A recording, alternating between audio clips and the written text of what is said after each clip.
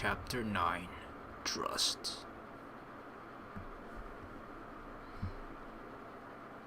What's up, people? We are back with more sickness finally, as my own sickness has pretty much subsided by now. I think it's just a little bit of a throat, but other than that, I'm perfectly fine and should be within the next 1 or 2 days or so. So yeah, I was thinking it's a good idea to start resuming some of the other series as well, though I have sort of been taking sickness a little bit more slowly because I have a lot of series going on, which I actually wanted to finish throughout the week that I was free, but Karma just doesn't really like me very much, and I got sick during that entire week. So yeah, just trying to catch up slowly again and pick things up where I left them off, and this is where we left off sickness after killing Mr. Durst, basically our first hired kill. We are, I guess, slowly making our way up the ranks in Karasu's hired killer. Was it elite hired killers or something? I don't know exactly, but yeah. We'll need to come together as a group and come up with a catchy name for ourselves, you know? Probably none of them are interested in that whatsoever. Tuesday morning, September 27th. After a day of exasperation and boredom alike, my return home last night was beyond welcome. I had lost more time than I thought while stalking my prey, and my return was anything but prompt. Even though I wasn't directly responsible for my target's death, I still wasn't exactly blameless, and my escape didn't come as easily as I'd hoped. Although I did manage to flee the scene after a while, the ordeal took far too long, and late-night public transport didn't help matters in the slightest. By the time I made it home, Sara was already sound asleep, no doubt tired of waiting for her no-good brother to finally return. I was hoping to be back just after my old work hours, but that all went to hell the second I decided to wait my victim out.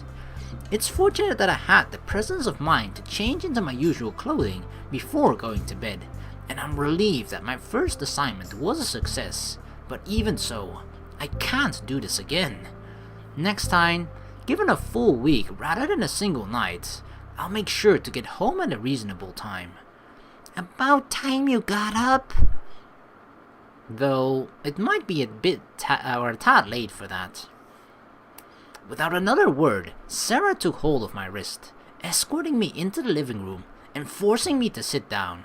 Sara then grabbed an open envelope from within the kitchen, which she promptly threw onto the coffee table in front of me.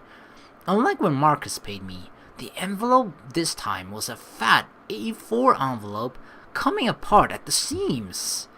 Go ahead, open it. Reservedly reaching for the envelope, I did as my sister said. Cha-ching! $12,000! She even counted it, dang. I've counted it 3 times now. Inside of that envelope is $12,000. I pulled out some of the cash from the envelope and began counting it myself. Like, this is a really strange payment system, isn't it? Like, I can sort of understand that they don't want to do it over, like, bank transfers and whatnot, but why can't they just give me the cash instead of, you know, sending it in an envelope to our house or having someone bring it off in an envelope in our house? It's just so much more harder and trickier for us to hide this stuff from other people, right? If they see a person coming by our house every single time to drop off an envelope, or just in general from other people in the house like Sara, like, it's just so hard to hide this stuff, and gives us more reason, or at least more ways of getting caught as well. So I feel like they need to come up with a better payment system, although I can't really think of one quite now, other than just paying the person, like, in person, actually giving them the money themselves, you know? Isn't that how usually transactions are done? Illegal transactions underground, at least? Money, more than I had ever seen, continued to pour onto the coffee table, endlessly piling up as small to high notes filled my sight.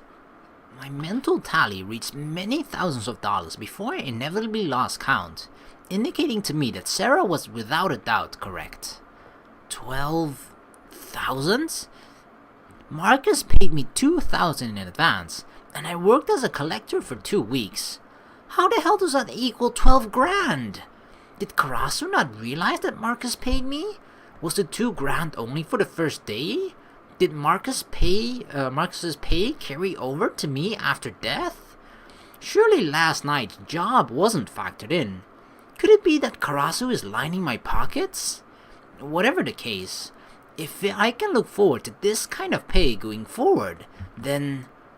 Stare. Alright.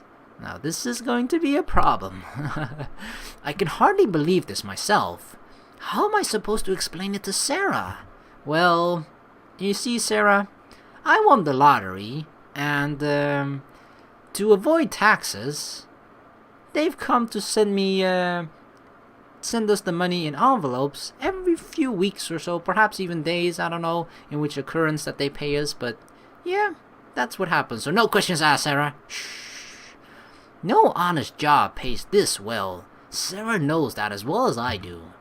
Well, I guess I can only play dumb. Where on earth did you get this money? 12 grand doesn't just show up on our doorstep. It does when you inhabit the residence. No, I naively believed you last time. But this much? You aren't going to lie your way out of this. Shit. Today's gonna top last night, isn't it? Just my luck. Look, just calm down for a minute.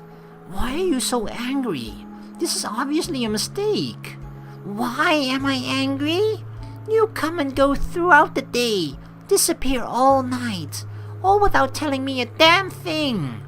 Then yesterday, an envelope full of cash showed up on our doorstep, and you thought I'd just ignore it? Damn it. Just what is her problem? 12 grand shows up on our doorstep, and she complains? Anyone else would be jumping for joy. Look, I can't tell you how I got the money, okay? You just have to trust me. Trust you? You sneak back in the middle of the night smelling like blood and sweat, and you expect me to trust you? But Sara, you stay right there. You aren't going anywhere until you tell me exactly what's going on. Alright, that's it. I don't have to sit here and take this.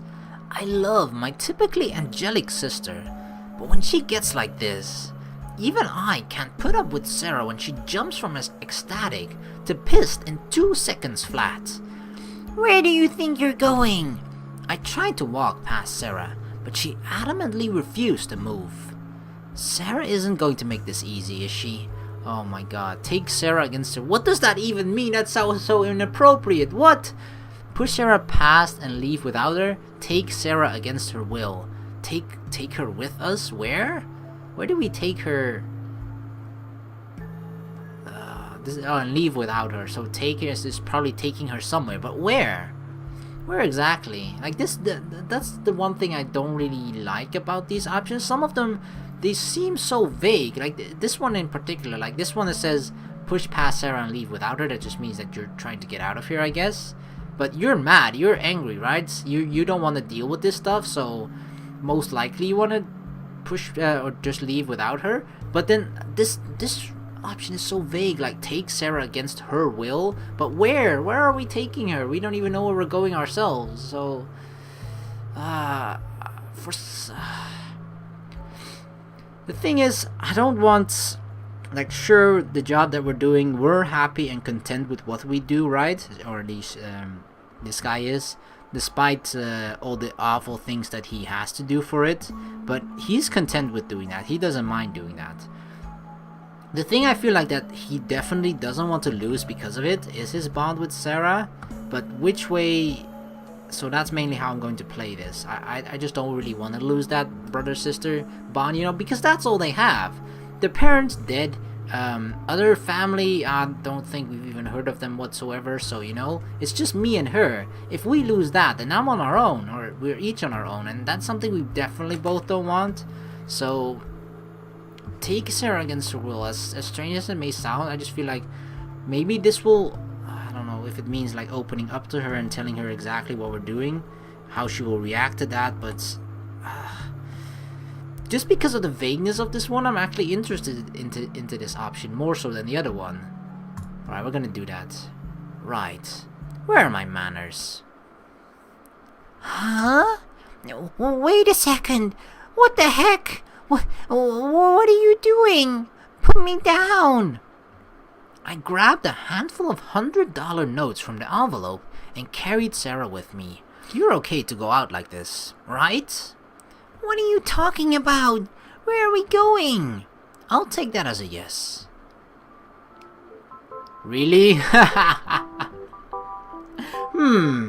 I can't talk my way out of this, so I'll just buy my way out of this. Brilliant plan, Suoh. Although it took a while for Sara to calm down, I inevitably achieved the impossible.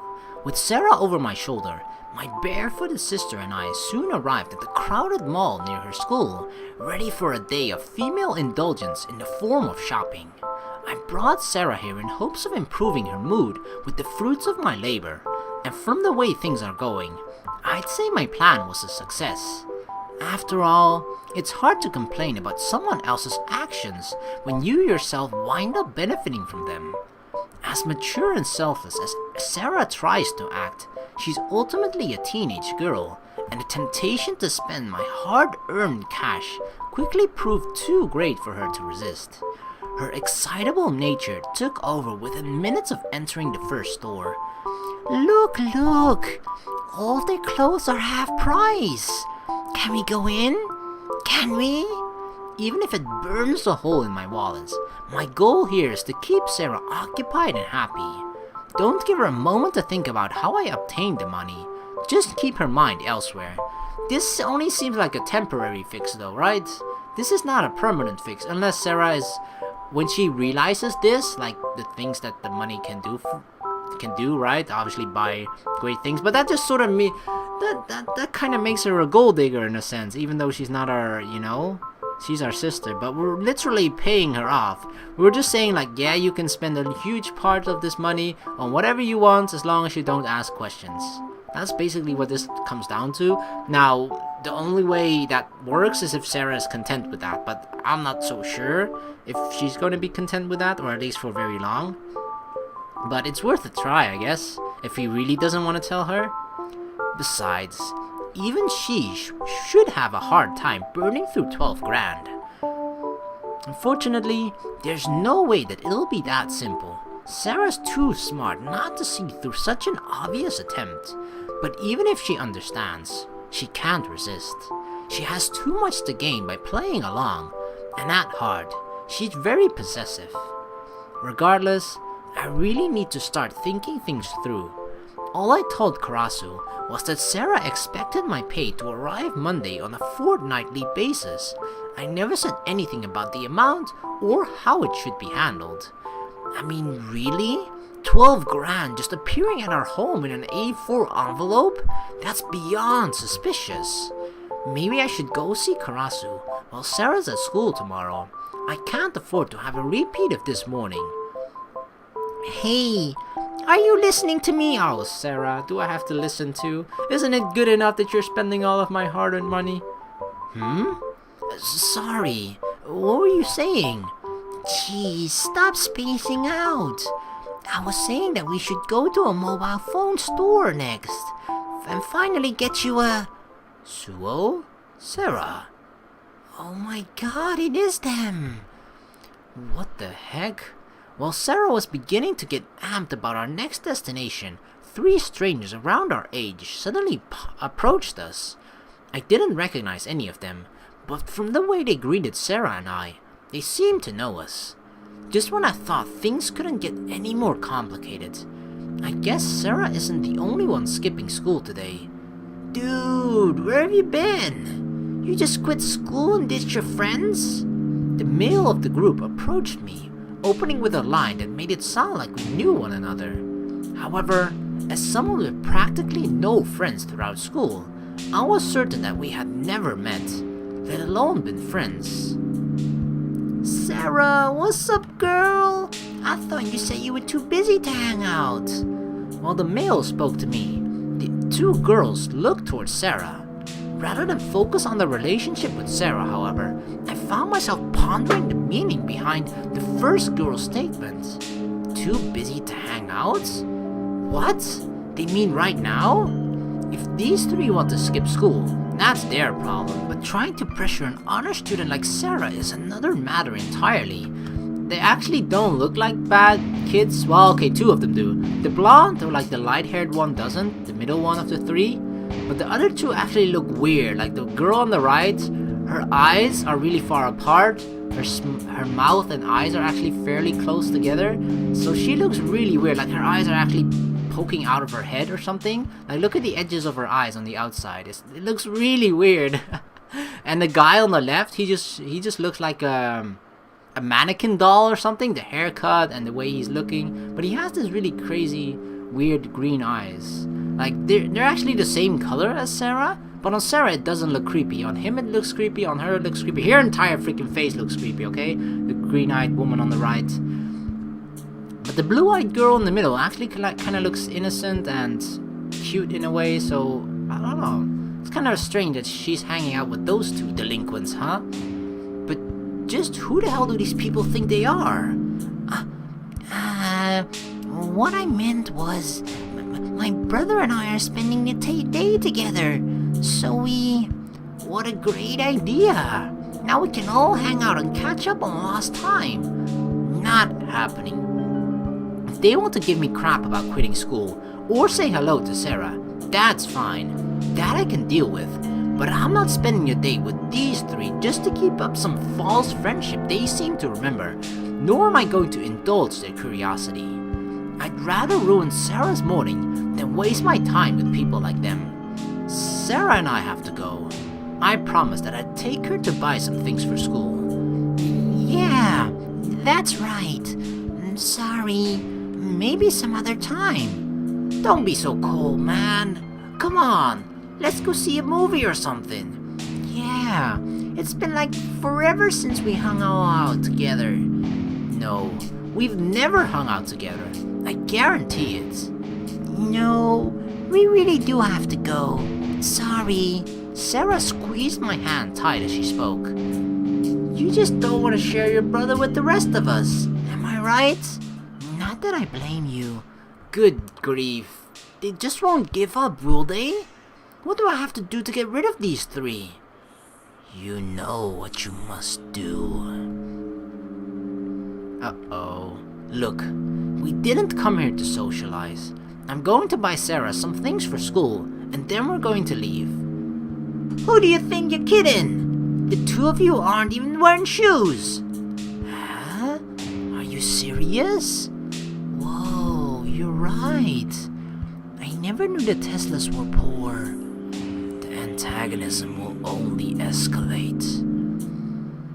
So that's it, Sara. You simply can't afford to go to the movies with us.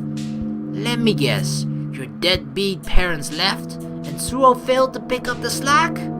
I figured something like that would happen sooner or later with a worthless brother like yours. It was only a matter of time before your parents wised up and vacated. Oh my god, who the fuck are these people? Seriously, I was giving them the benefit of the doubt before, right? But what the actual fuck? Like, if we are friends, why do they even say shit like this? Like, at least be a bit more sensitive, you know?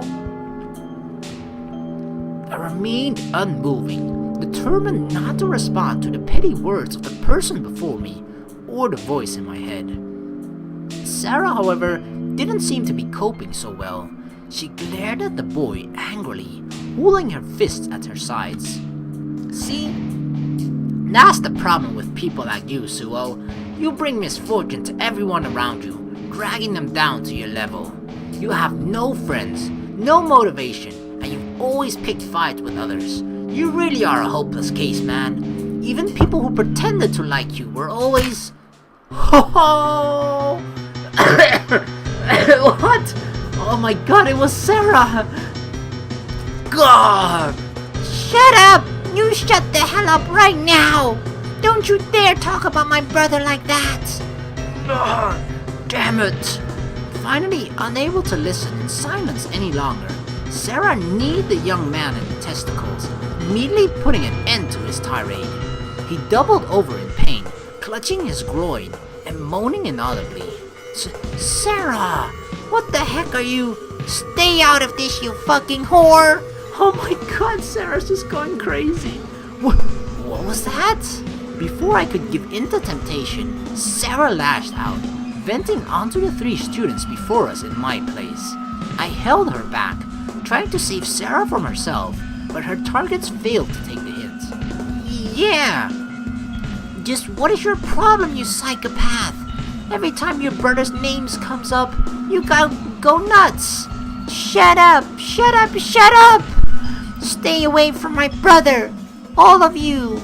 If you don't, I'll take those heels of yours and stick them right up your... Okay, we're leaving. Oh my god. When I heard the punch, I thought it was Suoh actually punching him. I didn't think it was going to be Sara. Oh my freaking god. But yeah, she seems like... Suoh said it before, that Sara's actually kind of possessive. But damn, this is a whole nother level. Not necessarily to a bad extent, of course, because, you know, any decent sibling would get pissed if they like talk shit about their other brother. But holy crap, I mean, we're twins after all, right? So we do sort of perhaps have a closer sibling bond than most others, but dang, I guess it's nice to know that Sara has my back. Once we put a considerable distance between ourselves and the interlopers, we had both time to calm down. Sara and I resumed our day of shopping. We moved to another mall further away from school and bought new clothes, ate lunch, browsed various kitchen supplies, and at long last, we started trying on what we should have bought first, shoes. Those look nice. No, but these are on special, so... maybe... Come on already. They're just shoes. Well, this is a not the good thing about a shoe shop is that there are plenty of places to sit, right? As a guy, that's like the most... It's heaven if you can find a place to sit while your girl does all the shopping. And you're just like, yep, I'm just gonna relax here for a little while. Because that's the thing that I always suffer from when I go shopping with my girlfriend. It's not necessarily the fact that I dislike shopping. I actually don't mind shopping with her. It can be very fun sometimes. But... it's just, I don't know, I usually like to carry everything for her so that she can, you know, go nuts and just look at all the clothes and whatnot, and then nothing is stopping her from taking any longer than she has to, right? So that's why I like to carry all the stuff. But after a while, like, you know, after several stores, your legs just start to feel tired and heavy and whatnot, so eventually you'll just need a little bit of a break. And then when you see that glorious seat there in the middle of the store, even if there's only one, you just, as a guy, you just sprint towards it, you run towards it, and then like, oh, it's like the holy grail, the seat of manhood in the world of female shopping. Yep, that's our heaven. That's my heaven, at least. Come on already. They're just shoes. Aha! How do these look? At least let me see your feet. Expensive. They suit you? Hee hee. You really think so? How can she get so happy over shoes? Truly is beyond me. Not that I really care. If Sara's mood has improved, that's good enough for me. Still, there's one thing we should clear up before ending this little shopping trip. Sara, about before. I'm sorry things turned out like that. I understand if you'd rather spend the day with your friends than your brother. Huh? My friends? I'm pretty sure they're not really that close of a friends with her, you know, because considering she just kicked one in the balls. I barely know those people. I don't even know their names. Really? And what about the stuff that girl was saying about refusing their invitation to hang out together? Well, she did invite me to go with them. But that's just what they do. After inviting someone along, they pressure that person to pay for everything. Those 3 are troublemakers. I never spend time with them of my own free will. Oh, I see. Phew, that's a relief. For a minute there, I thought that Sara was getting mixed in with the wrong crowd. Besides, you should know that I'd much rather spend the day with you than anyone from school. Really? Of course. Even if you are a brute and a liar, you are still the person I love more than anyone else. Oh, jeez. What is this girl saying? If someone saw Sarah and I like this, they'd definitely get the wrong idea. But, you know, I'm still mad at you for lying at me. Yeah, I figured as much. Even if our outing improves Sarah's mood, it's not enough to absolve me. I'm not asking you to tell me everything, but will you at least explain to me why you can't tell me? In the face of Sarah's humble request, I sighed inwardly and thought over my situation once more. As a collector, my job wasn't that bad. It was violent and dangerous, sure, but I was ultimately just settling debts, collecting owed money. Now that I have taken a life of my own financial gain, however, things aren't so simple. There's no justification for what I'm expected to do now. I could never explain to Sarah how I thought so little of robbing a man of his life. But that's the thing, right? I don't think there is that big of a difference. Besides, because the collecting job was mainly, if it went fairly well, then there were no complications, then yeah, it would go very easy, very smooth, and no people would die. But it happened several times throughout our trips, right, of collector, that we had killed several people before. So the only thing that has changed is not now we're literally killing people for money, whereas before it was an expectant part of the job that sometimes we had to carry out, but it wasn't always a necessity. But here it is a necessity now. So I don't know, it just always feels like, sure, it's a bit worse now. We're always expected to kill someone for money, and before not. But it's just that before we were the worst part of our job would be killing someone, right? Now we're just constantly doing that worst part of our previous job over and over again for more and more and more money. So yeah, it's definitely hard to explain. But to justify it, I feel like if you justified the first job for yourself, then you shouldn't have that much trouble justifying the new job that you have now, because a lot of the parts actually are fairly similar, at least. If Sarah ever learned of my increasing indifference to human life... Sarah, I won't argue with you. I completely agree that you're entitled to an explanation. But if you knew what I did for a living, you'd never speak to me again. While Sarah may have defended my actions as a vigilante, I've regressed considerably since then. I've gone straight from killing rapists to making a living off of the misfortune of others. My path is not one she should stomach, let alone condone. You idiot! Like that would ever happen. Huh? She doesn't believe me? So you're ashamed of your job, huh? I see. So that's why you didn't want to tell me. Jumping to a misguided conclusion, Sarah let out a sigh of relief. Even as she misinterpreted my words, however, I didn't have to hard to correct the misunderstanding. Oh my god. Why is he so cute and innocent? Like, she immediately thinks like, oh my god, he's ashamed of what he's doing. That's why he doesn't tell me. Not because we're doing one of the worst things imaginable to do for money. Nope, it's definitely, we're ashamed, okay? We're a male stripper, that's what we are, okay? It's probably not what she thought. She was like, aw, he's a clown going to kids' birthday parties, and he just doesn't want me to see him in his clown makeup. Aww. My job is embarrassing. Doesn't even begin to explain my paycheck, let alone my late night disappearances. Okay, let's head to the register. We still have time for one more store, right? Sure, why not? Anything for you, Sarah?